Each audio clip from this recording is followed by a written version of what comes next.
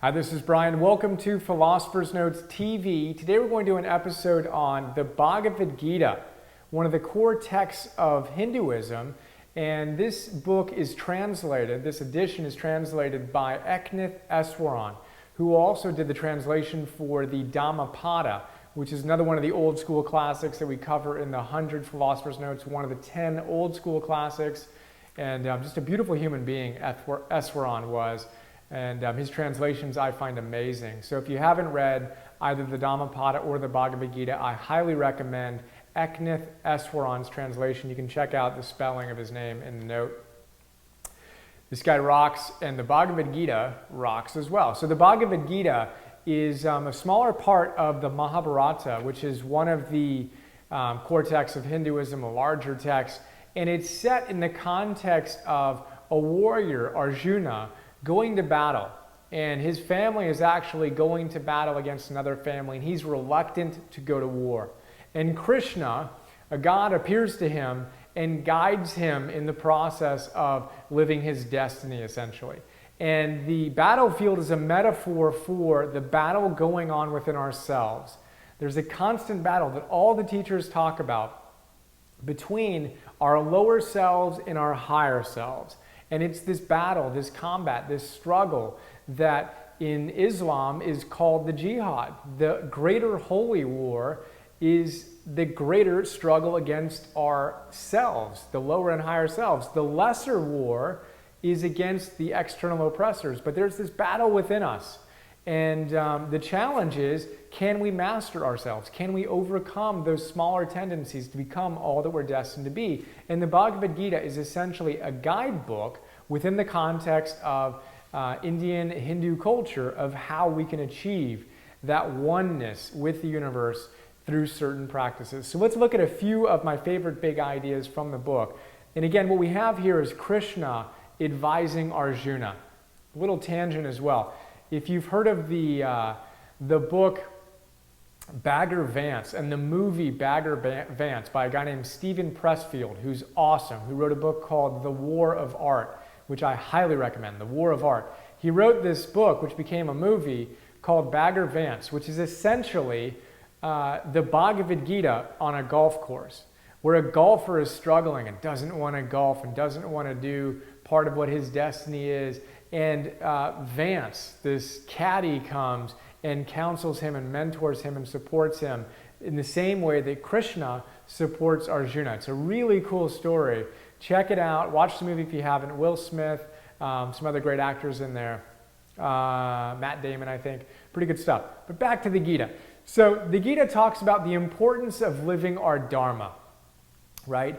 And that we're going to suffer if we strive to live someone else's Dharma. If we compete in someone else's Dharma, we're going to struggle. We need to discover what our true destiny is, what our true path is, and honor that and live consistent with it. And the word Dharma, I mentioned in the note what it means. The word Dharma literally comes from the word Dri, I believe is how it was pronounced in Sanskrit, which means to support, to hold up or bear. So Dharma is literally the substance that holds things together, both within ourselves and within the universe. It's kind of the truth and the rightness, the essence of, in our case, our lives and who we are.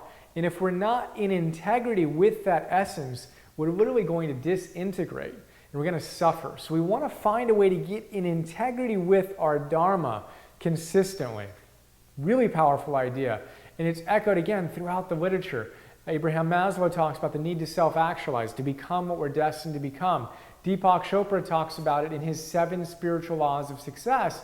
The 7th spiritual law is the law of Dharma. And Deepak says we have a unique constellation of gifts and experiences and strengths and visions that are our calling, our Dharma, our purpose, our destiny is to bring those together in a way that no one else in the history of the world can give to the world. And it doesn't need to be huge, external, publicly recognized great things. It can be within our family and within our communities. But there's a calling to be a great parent or to be an artist or to be an entrepreneur or to be a political leader. Whatever it is, we've got to find that and honor that path. Krishna also advises Arjuna to remember that as we're on that path and we're living and striving to live in integrity with our higher purpose, we're going to make mistakes. There's going to be some errors in the process. He describes that metaphorically as a fire having smoke. Every fire has a bit of smoke. Same with us. As we strive to live on purpose, we're going to have some smoke. We're going to have some oops moments. That's okay. Not only is it okay, that's just part of how the process unfolds and how it works. Got a beautiful quote from the Gita in the note you can check out. But the idea here is that no one's perfect. Again, Abraham Maslow talks about that. He says, and he studied the greatest people of his generation, Eleanor Roosevelt and a bunch of other awesome people. And he discovered 19 characteristics of what he called self-actualizing people. And one thing that he noticed was there are great people, seers and sages and people who are truly extraordinary, but none of them were perfect. None of them. All of them had their own faults, whether it was petulance or impatience at times or whatever it was. No one was perfect. And Maslow says, look, let's get rid of our illusion of perfection. It doesn't exist. Rumi tells us the same thing. All the teachers talk about this. There's no such thing as a perfect human being. In one of the notes we do on a great book called The Pursuit of Perfect by Tal Ben-Shahar, awesome guy, positive psychologist, former professor at Harvard, I rave about all the time. He says we need to quit being perfectionists and start being optimalists. Optimalists. So an optimalist optimizes their lives. They know that perfection is never going to be achieved. We have ideals that are like guiding stars. It's not a distant shore. We're never going to get to a place called perfection. That place doesn't exist. But we can have our ideals and move toward them. That's what this book is about. That's what all this stuff is about. And then we embrace this process and celebrate the process of becoming. The Gita, the Dhammapada, the Tao Te Ching, all these great books, of course, the Stoic philosophers talk about the importance of our will. We've got to exert our willpower. We've got to overcome these tendencies that don't serve us. One of the key ways we do that is through meditation. They talk about meditation a lot in the Gita. We need to be able to still our mind, bring our minds into a single point of focus. I've been meditating now every day for going on 2 years. In 3 months, it will be 2 years. And it's by far been the most transformative practice of my life. I did it for an hour a day for over a year. Now I'm doing it for 30 minutes in the morning and 15 minutes or 20 minutes in the evening. And oftentimes another time during the day for whatever period of time. And it's just amazing to learn to still my mind and to see that my ability to see the bigger picture and to see the interconnectedness of everything and of myself to you and to everyone else and not be so triggered and respond so habitually has been amazingly served through my meditation practice. So as I say in every fifth one of these, meditate, meditate, meditate in whatever form makes sense for you. And I'm going to talk about this a lot more in Optimal Living 101. But for now, we'll get back to the note. So one other big idea is this idea of non-attachment.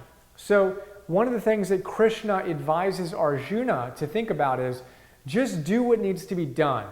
Do not worry about the results. Suffering comes when we're attached to the results, right?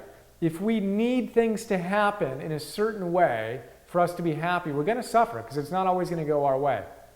Now, so we want to be free from attachment from the results. That's the essence of being free from suffering. Whatever is what we want to be, right?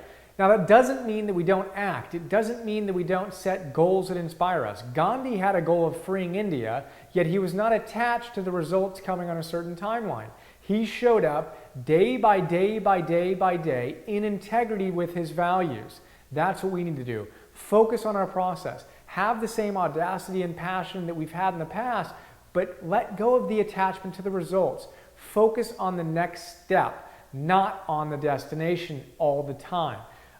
Really powerful idea. I talk about another way to look at that from Russell Simmons in the note. But we're already out of time. That's a really quick look at a few of my favorite big ideas from the Bhagavad Gita. Hope you dug it. Share more with you soon. Have an awesome day. See you.